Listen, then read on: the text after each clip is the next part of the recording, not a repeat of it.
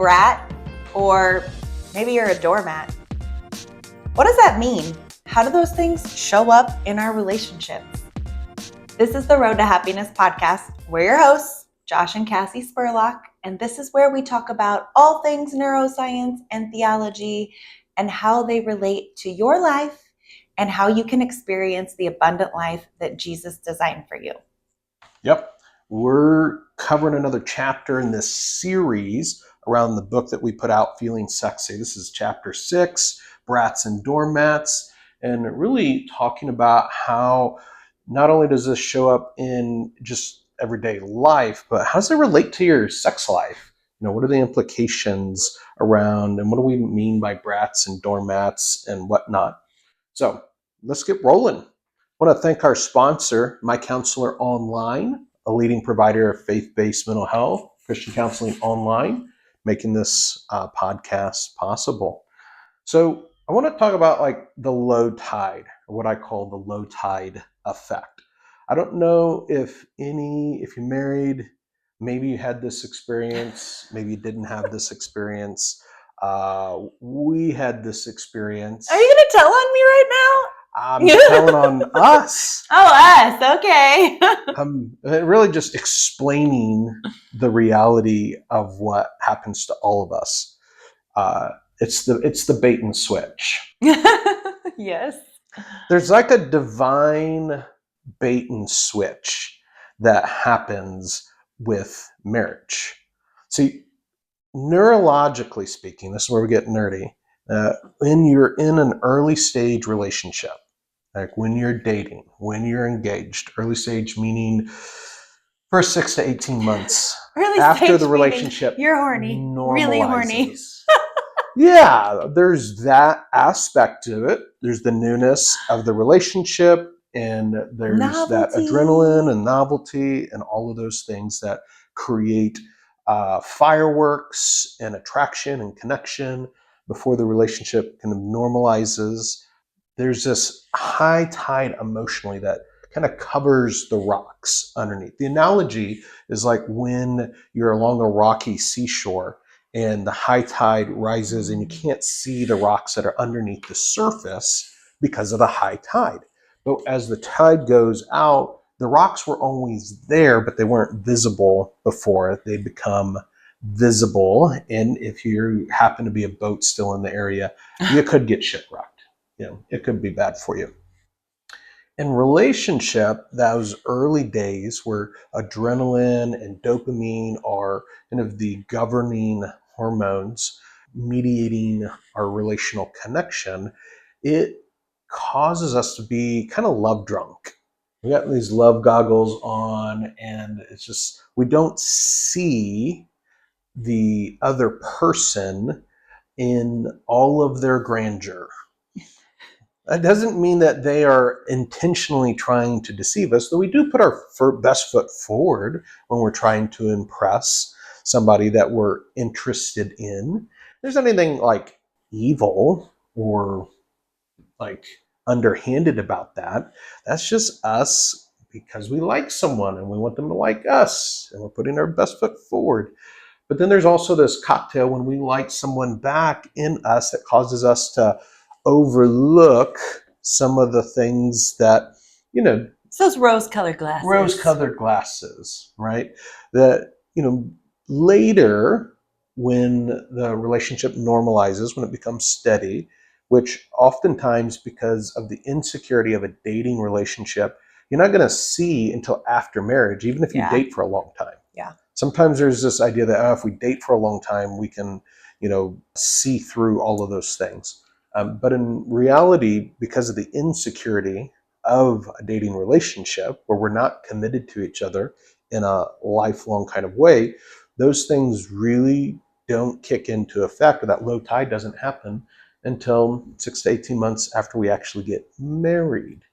And then our body shift, things normalize, oxytocin becomes the hormone that mediates the relationship. The bonding hormone. And that tide recedes, and those things that we used to think were cute. Oh my gosh. Oh, Overwhelming. Flashback? Yes. Yeah. Not Not so cute anymore. so cute anymore. Yeah. Especially when they're directed at us suddenly. Oh my gosh. Those things are driving us nuts now. Yes. Right? And wearing us out. And it kind of kicks us into this whole different phase of the relationship. And this is by design, really. Like, this is part of God's design for marriage, is that our marriage relationship would help to cultivate our holiness. Yes. That it would expose the broken parts in our story, the immaturity within us, so we can blame it on our spouse. I mean, that's what happens Right, a lot that's of what times. happens. We're like, I was a good person. Yeah, I was until nice. you No brought one this else, out of me. Yeah, no one else, gets this side of me. I never, act like this around anybody else. It's got to be your fault. Clearly. Clearly, you did this to me. But it's really such a sweet thing. Like, it's really God's way of revealing our wounds, things that have happened to us that have left damage on our soul, and our gaps, like the things that we didn't learn, the things that we didn't know. And our spouse just happens to be the catalyst that bumps into those things for us and reveals them to us. Sometimes in such a gentle way, but other times in not so gentle of a way. Yeah. But first, I just want to really normalize it. That is part of God's design for marriage. And I just want to encourage us, like, it's such a sweet thing that God would use a person that we get this close relationship with to open up those things for us so that we can actually lean into our next phase of healing and maturing. It's painful, but also so rich and so good. Gary Thomas, author of the book Sacred Marriage, really articulated this well. And he said that what if God is more interested in our holiness than he is our happiness when it comes to marriage? That we tend to have a Hollywood picture of marriage. It's like, I'm fall in love with you because you make me happy, and you fall in love with me because I make you happy, and we're going to commit to make each other happy for the rest of our life. And then if you break your commitment and you stop making me happy, then I'm not obligated to my commitment to make you happy, and we just get divorced and go find somebody else that will make us happy, because happiness is what we worship. And that's a very cultural, broken framework that doesn't come from the scriptures, but not because God doesn't care about our happiness. Yeah, I think that's a more than big anybody deal. else in the universe, God cares about our happiness. Like, we matter to him, and he created us to experience peace and joy and satisfaction in life and have hope for the future, what we call true happiness or the abundant life. Like, Jesus wants that for us. So what gives? What does it mean that he's more interested in our holiness and our happiness? What it means is that holiness, or what we talk about in terms of maturity, Right. that is growing and maturing into the fullness of who God created us to be, which is more like him, that's growing in holiness, actually is the pathway to true happiness. It's really in the name of the podcast. The road to happiness is maturity. It's maturing into who we were created to be that enables us to experience true happiness that God wants for us. And he uses marriage to help us along that journey. He uses it to help expose the immaturities in us that get in the way of us being truly happy, so that we can grow up, we can mature, we can heal in ways that then allow us to truly be happy. Yeah, he's after this much bigger, richer, more abundant, more full picture for us and our relationships than surface level Hollywood stuff. Like, maybe that stuff's all great too. Like, maybe picnics in the park and sacrificing and throwing caution to the wind. Maybe that's all awesome. And I don't think he's opposed to it. But man, there is so much more richness, so much more peace, so much more steadiness that he has. He's like, I want to give you the whole picture. Let me walk you through this journey to get you there. And marriage has a way of exposing our inner Brat or Doormat.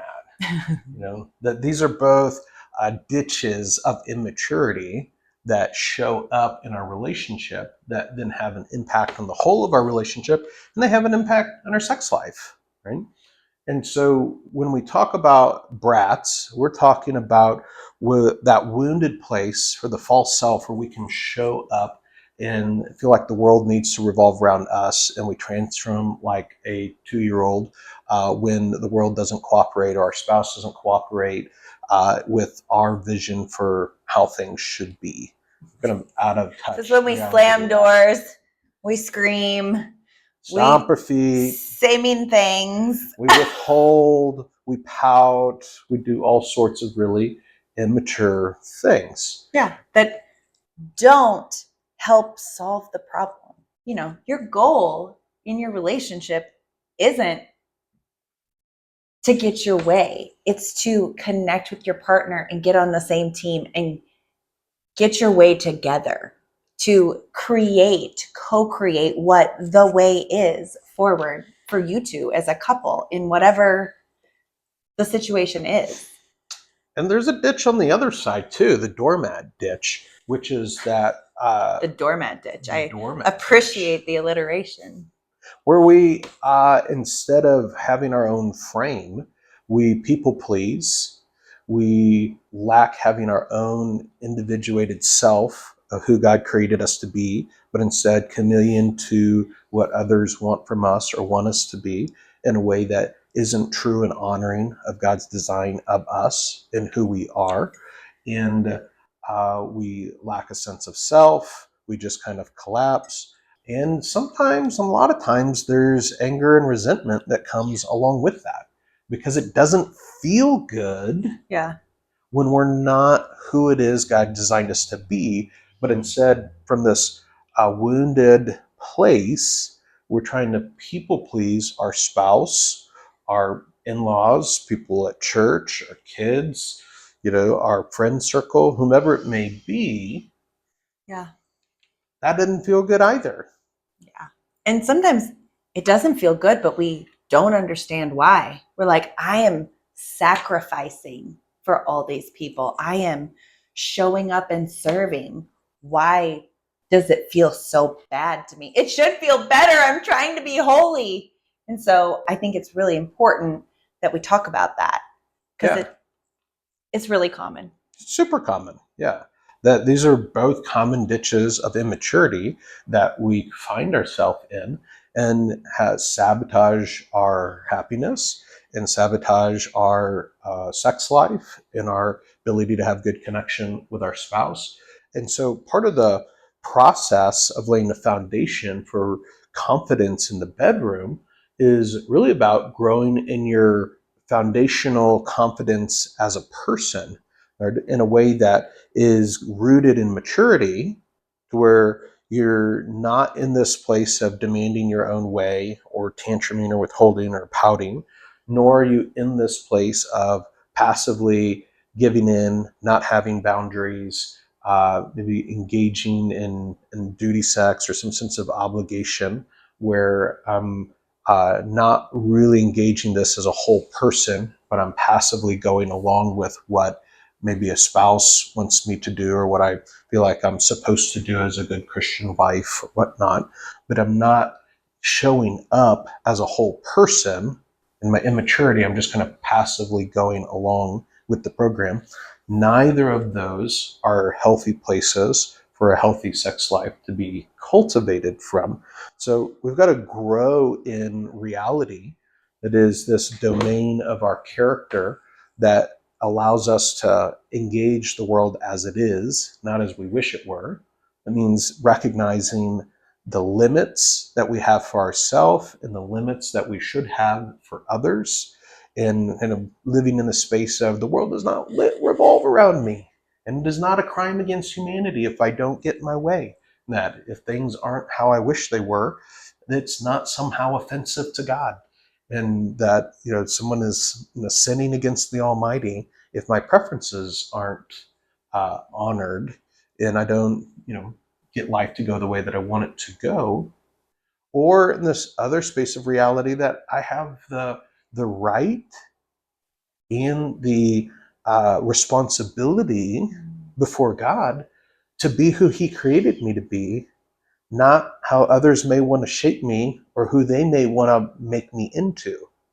And that I'm not their creation, that I'm His, and that means I'm going to disappoint them at times, that I'm going to show up in the world differently than they wish that I would in order to be who it is He created me to be.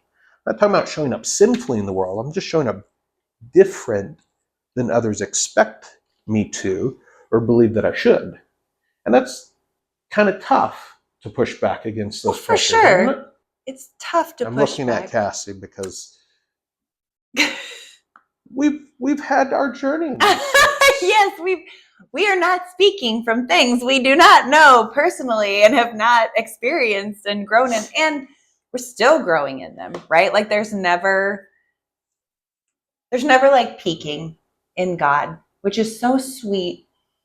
Can be challenging, but every season gets sweeter. Every season gets more fulfilling because we get more mature, because we have richer relationships with each other and we have deeper communion with God. We know more about Him. We understand more about His character as we engage life together and work on these things together, especially as a couple. And so that growing in independence, this is something through life-giving experiences that we have growing up that give us permission to be our own self, have our own thoughts, feelings, and opinions that are different than those that love us and that we care about. That we can stay connected in relationship and still be different from those that we love or connected with. We can be our own person, have our own preferences on where we want to eat, or yeah, and I think I just want to be really practical and share.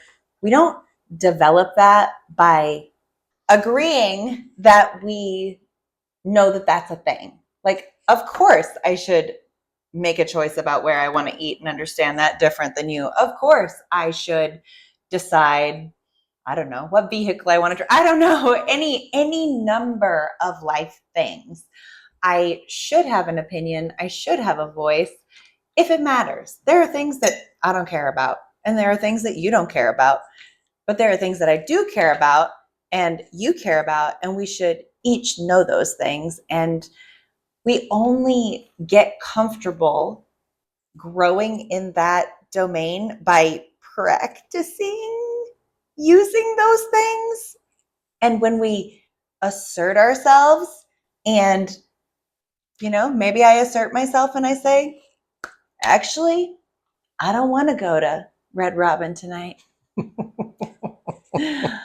And you're like, but I really wanted to go to Red Robin. And I'm like, I'm okay with that. You can. I will just stay home, or we can pick somewhere else. It's okay. Whatever it is. But when you respond back either with, yeah, we can pick somewhere else. And I'm like, oh, a little brick got built of I can have my own ideas and it can be safe for me.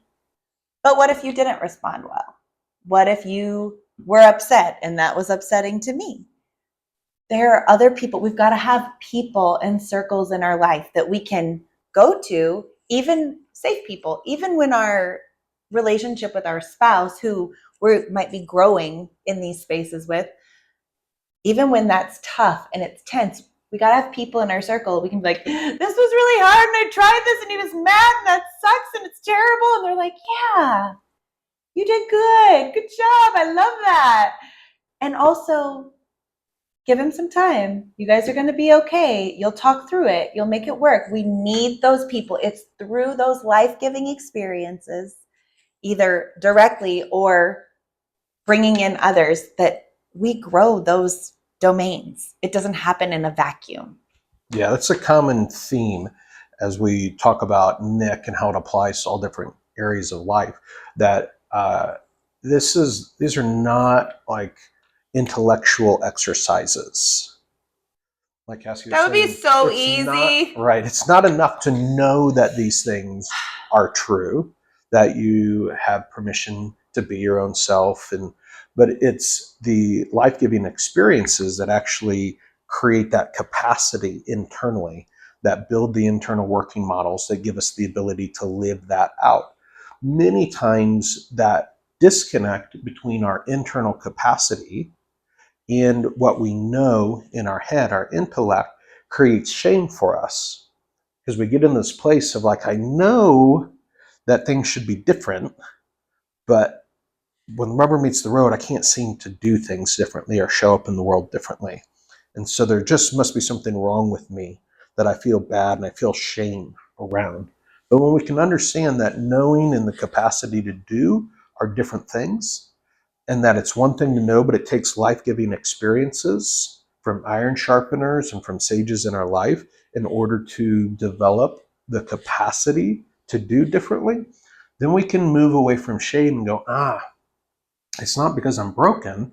I just haven't had the experiences that I need to develop my capacities, the capacities that God designed into me and that exist and are there in this latent capacity space, that if I have the life-giving experiences necessary, those things will cultivate and grow, and I will mature into who it is I was created to be. And that will then change the way I'm able to show up in the world and bring better alignment between how I want to show up in the world versus how I'm actually able to show up in the world. And that's the road of adulting. That's the road of maturing into true happiness. And you have the ability to do that. It's good news and bad news, friends. You have the ability to do it, and only you have the Yes. ability to do it. And the truth is, no one can prevent you from doing it. And so the challenge there is to move out of a place of a passive or stuck victim kind of mentality that I would, but my spouse won't, or my parents, or the context that I'm in. You have the ability to grow and mature into the person that God designed you to be. And you taking responsibility to move out of the brat ditch, move out of the doormat ditch, recognize the wounds and the gaps in your story that have prevented you from having the capacities to show up the way that you want to as a healthy, mature, strong, independent, confident woman, that you can seek out the relationships, the iron sharpeners and the sages that can create the life-giving experiences necessary to cultivate that capacity in you. Many, many people have done it. God wants you to develop in this capacity. He's built it into you. He's put his spirit in you to move you in that direction. And so you got a lot going for you. I know it may feel like you've got a lot of obstacles that you're facing that are in your way, but I promise you that God has resourced you in a way that will enable you to become who it is he created you to be. And no obstacle that's in front of you can prevent you from growing into that person. That's the good news and the challenging news. What do you think? I think it's exciting. It's daunting. It's intimidating. And I know what's on the other side of it. So I'm cheering you on to do the hard work. That's what we're here to do. We're here to cheer you on as you do the hard work to mature into true happiness. That's what the Road to Happiness podcast is all about. We're so glad that you've taken time to hang out with us. It's more fun when we learn together, we grow together. Thanks for being a part of this community. We'll see you again soon.